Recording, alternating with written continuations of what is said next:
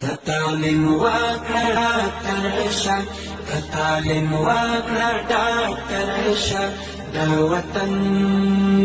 زخمو درمل شه د وطن زخمو درمل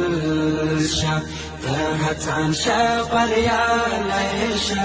ته هڅان شه بریالی شه ګلاله یا ننګیالی شه ګلاله یا ننګیالی شه د معارف د بلبل زمونږ د هیلو لوی منظر د معارف د بلبل زمونږ د هیلو لوی منظر ای ګلابالو